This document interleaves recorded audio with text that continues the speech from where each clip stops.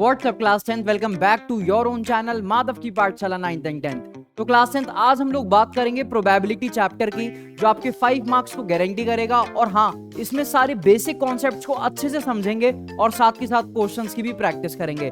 तो बिना किसी देरी के चैप्टर को शुरू करते हैं एकदम शॉर्ट और एकदम इजी तरीके से। Let's go. तो सबसे पहले प्रोबेबिलिटी ऑफ एन इवेंट होता है number of favourable outcomes upon total number of outcomes. Number of favourable outcome upon total number of outcome.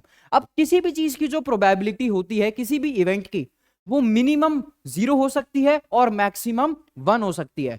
अगर किसी चीज की प्रोबेबिलिटी 0 है तो वो इम्पॉसिबल इवेंट है, और अगर किसी इवेंट की प्रोबेबिलिटी 1 है तो वो श्योर इवेंट है, जो होगा ही होगा। क्लियर है? और हमेशा प्रोबेबिलिटी 0 और 1 के बीच में रहती है। क्लियर है?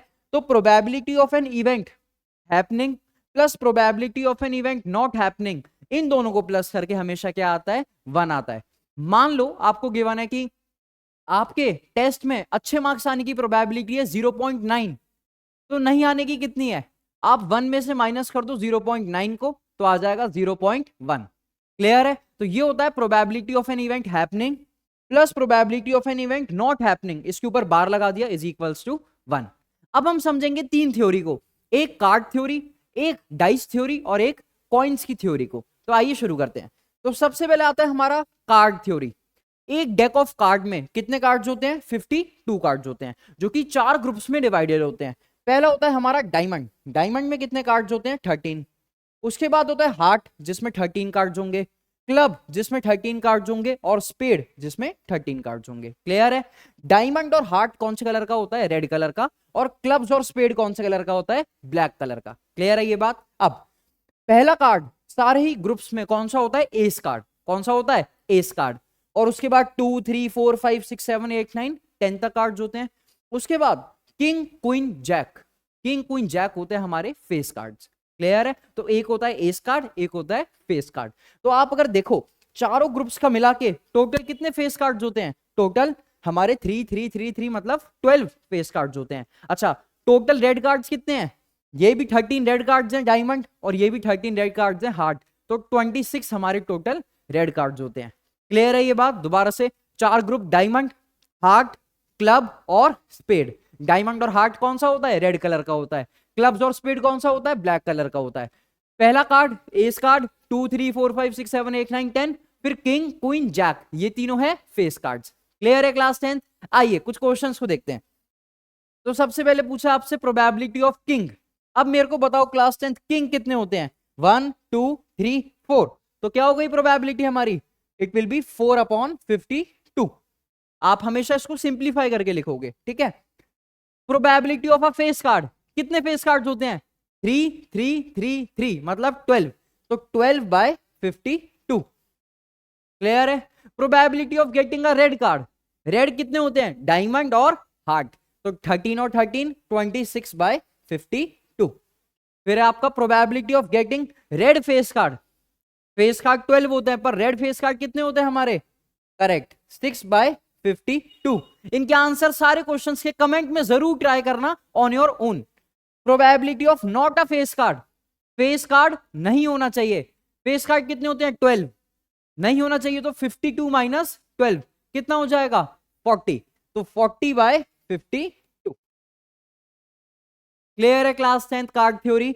इसका आप स्क्रीनशॉट ले लो एक बारी कार्ड थ्योरी का। क्लियर है? चलिए नेक्स्ट आती है हमारी कॉइन्स की थ्योरी। तो देखो कॉइन्स में 3 केसेस हो सकते हैं। या तो हमने एक कॉइन को टॉस करा है, तो या तो हेड आएगा या फिर टेल आएगा। अगर 2 कॉइन को टॉस करेंगे तो head tail, tail head, head head, या फिर टेल टेल आ जाएगा। क्लियर है? लेकिन अगर 3 कॉइन्स को टॉस करोगे तो कितने आउटकम्स आएंगे?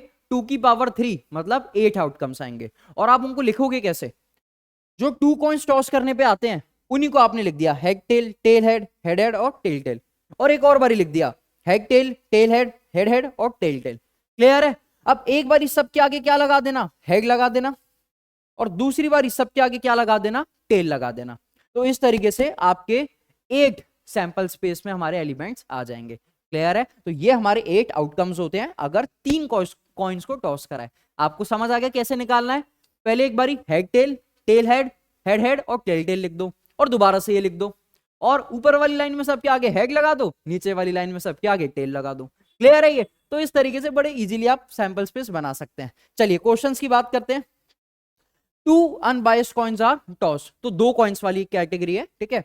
1 हेड, एक हेड आना चाहिए। बताओ आप मेरे को, 2 कॉइन्स में 1 हेड, तो इसमें 1 हेड आ रहा है और इसमें 1 हेड आ रहा है। 2 आउटकम्स है, इसमें तो 2 हेड आ रहे हैं और इसमें एक भी नहीं आ रहा, तो क्या प्रोबेबिलिटी हो जाएगी?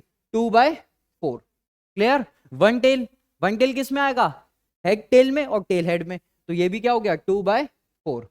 2 हेड्स, 2 हेड्स किस में आएंगे? हेड और हेड वाले में, तो क्या होगा? 1/4।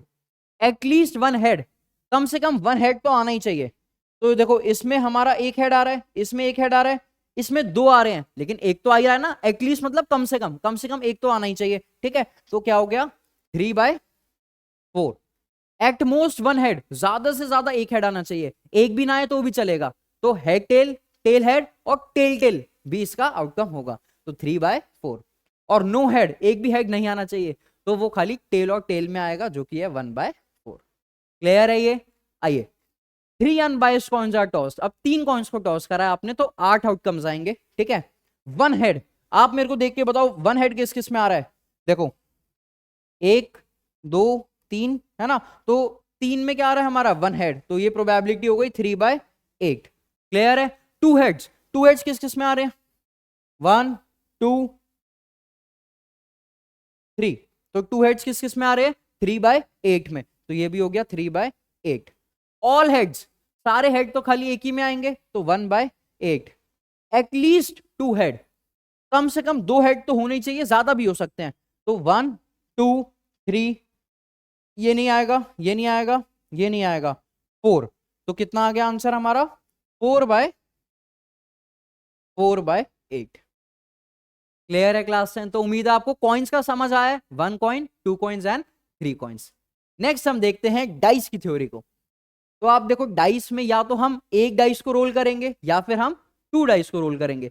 एक डाइस को रोल करेंगे तो 1 2 3 4 5 6 आपके आउटकम्स आएंगे, लेकिन अगर 2 डाइस को रोल करोगे तो 2 की पावर 6 की पावर 2 माने 36 आउटकम्स आएंगे आपके, जो कि क्या क्या होंगे?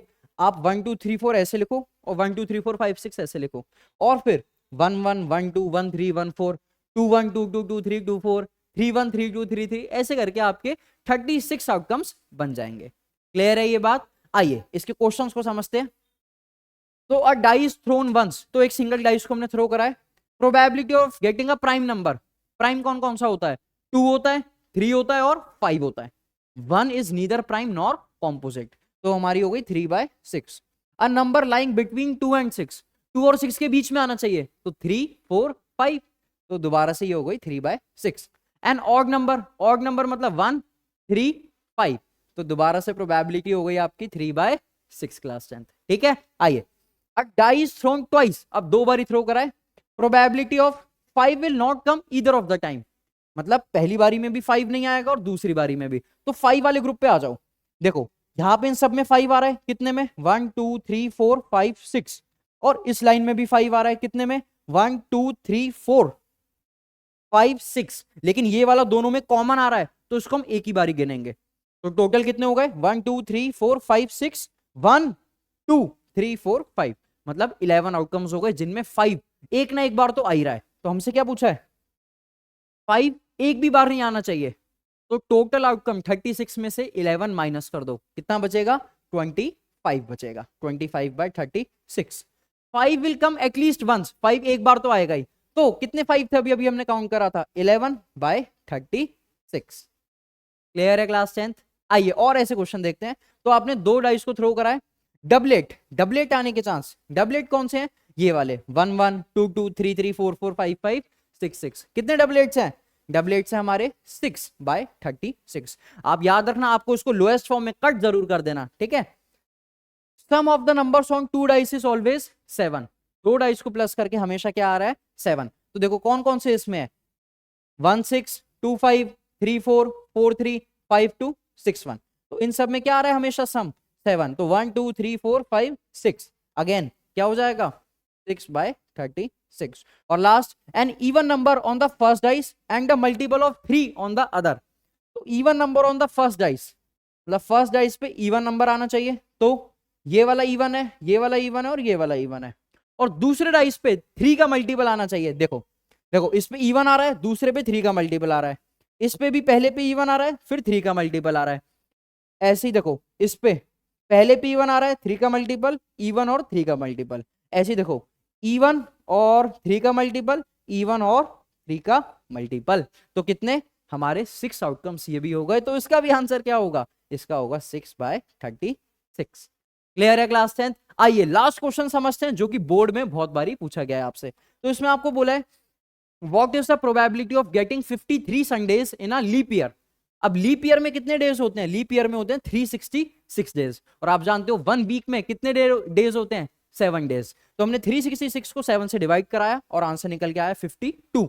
इसका मतलब, और नीचे रिमाइंडर में बच गया 2, इसका मतलब 52 कंप्लीट वीक्स होंगे और 2 डेज बचेंगे।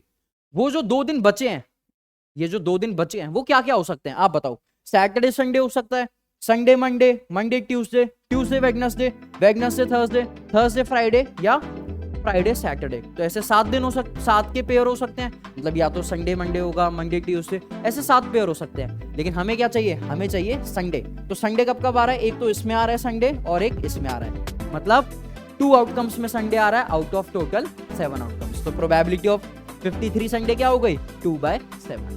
क्लियर है? तो क्लास 10 ये था हमारा छोटा सा लेक्चर।